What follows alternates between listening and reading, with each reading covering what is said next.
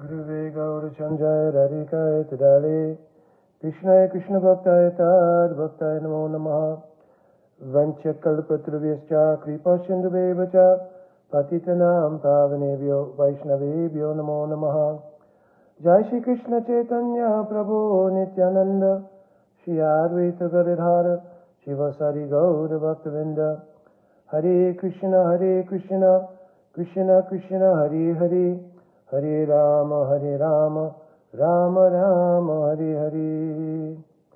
Dhanyavad Pranam, devotees.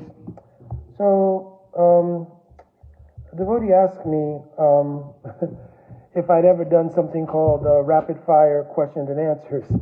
So, I told him I've not personally done it.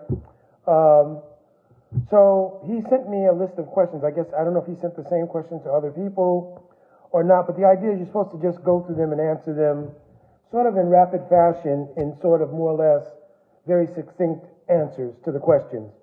So, and this is apropos because I don't have a lot of time today, so I thought it'd be interesting and as well fun to go ahead and do this. So the first question was that everybody who comes to the path of bhakti and joins an institution goes back to Godhead when they die. No. It's clearly mentioned that actually according to the nature of your realization at the time that you pass away, that status you will obtain.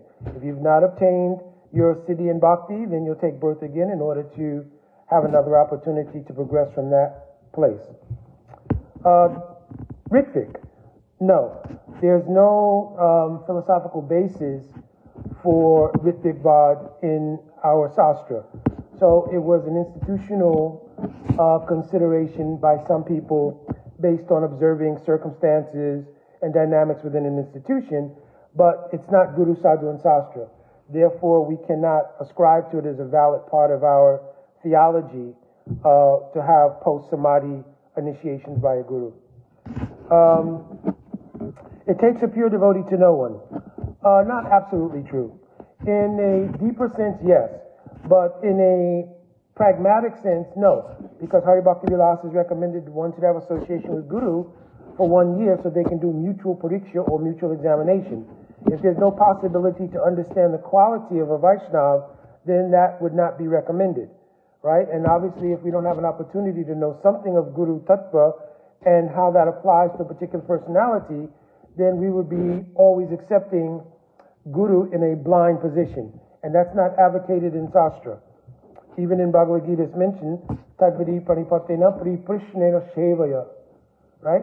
So we should make inquiry in order to try to understand, based on Guru Tattva, if this person is actually qualified to be Guru. Alright. Science and Bhakti. They're opposed to each other. No, I've actually just had this discussion recently, obviously, and I've told wherever there's a synthesis between science and Bhakti, we applaud it. Wherever there's a divergence between the two things, we align with Bhakti because Bhakti is an absolute truth and science is a relative science. Quite literally. It's the study of relativity or the activities of the relative world. So wherever there's a divergence between two opinions, then we align with the absolute opinion, which is based in the absolute truth.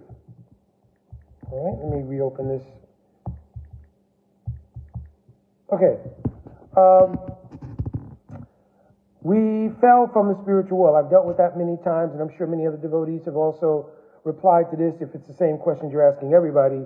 Absolutely not. There's just unlimited evidence, both directly from our Srila Prabhupada and from all of our acharyas, that it is not possible to fall from the spiritual world, because the spiritual world, there is no illusion present. In the very first verse of Srimad Bhagavatam, it's established that the Dham is Dhamna Svena Sada Nirastam Kuhakam.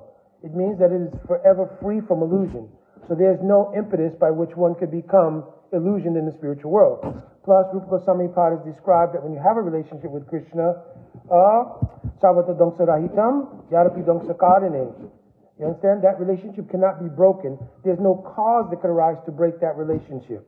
Right? So essentially, no, we do not fall from the spiritual world. You can look at 7th Canto, 1st chapter, verse 35, I believe it is, or something like that. I'll get the numbers actually. but basically Srila Prabhupada also establishes conclusively, both in the third canto and seventh canto, that unless there's actually to be something done on behalf of service to the Lord, it should be understood that no one falls from Vaikuntha. So that's a very, very clear statement.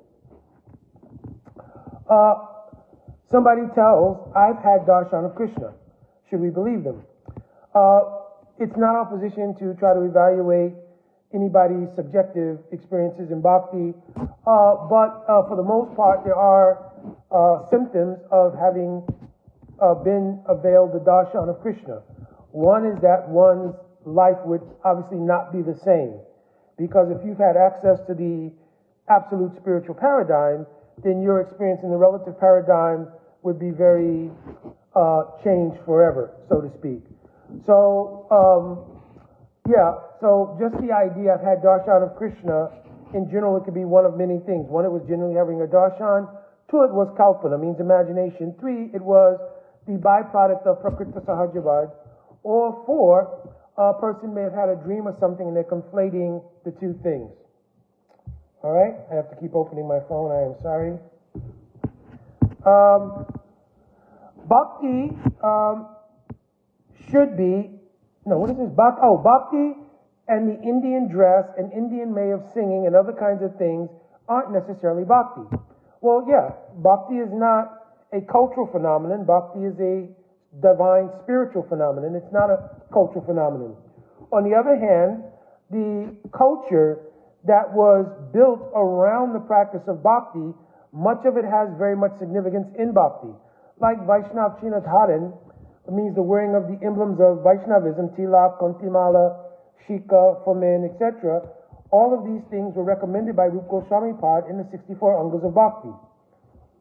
Now, Srila Prabhupada obviously made adjustments, and other acharyas as well, even back to Bhaktisiddhanta Saraswati Thakur, that if there's a necessity somehow or another due to some social arrangement, then adjustments can be made. But we don't align that bhakti is, aligned with this culture or that culture, right? So for instance, we don't want to swing the pendulum from one extreme to the other. Well, there's the Indian version of bhakti and then there's the Western version of bhakti. Bhakti is bhakti. Understand? So bhakti is about the realizations that come in the heart regarding love of God. Okay? Last one. The Gaudiya Math and ISKCON are two separate things. No, actually all belong to Gaura Parivar. It means they belong to the family of Chaitanya Mahaprabhu. Different institutions, even within Gaudiya Math, there are many institutions. So Gaudiya Math is not one homogeneous entity, like it was during the time of Bhaktisiddhanta Saraswati Thakur. There are many separate missions, each with their own acharyas. So ISKCON would be an expansion or an extension of that, right? That it was founded by Srila Prabhupada, and he's the founder acharya of this society, right? So in each mission, there's similarly a person who's the acharya of that Mata mission, etc., etc. So they're not separate things. We all belong to the family of Mahaprabhu, and the idea of seeing in a sectarian way division, Bhaktivinoda Thakur called this one of the greatest problems in the Vaishnav Mandal. Because once you create a separation among Vaishnavas, it creates the inability to have Vaishnav Sangha where it may be most valuable, based on the idea of sectarian dynamics. Well, we can't associate with this group and we can't associate with that group. And then if there's any Mahapurush in any of those groups, then we miss out on having that association. And that's the divine principle in Bhakti, is Sadhu Sangha. So we always want the ability to avail ourselves to that kind of Sangha, and that way we cannot afford to have sectarian dynamics. All right, that was my rapid fire answer to all the questions. I do have services to do. And yes, it was fun. I guess you have to kind of be thinking very quickly. But yeah, so hopefully, Prabhuji, that was fun for you. I don't know if I'm going to keep this up as a permanent post, because this was something that was just a one-off and it was fun. All right, my Dandavat Pranam, Jai Vancha Kopa Turvisha, Kripa Sindhu Vaishnaveyo Namo Namaha. Jai Radhe Radhe.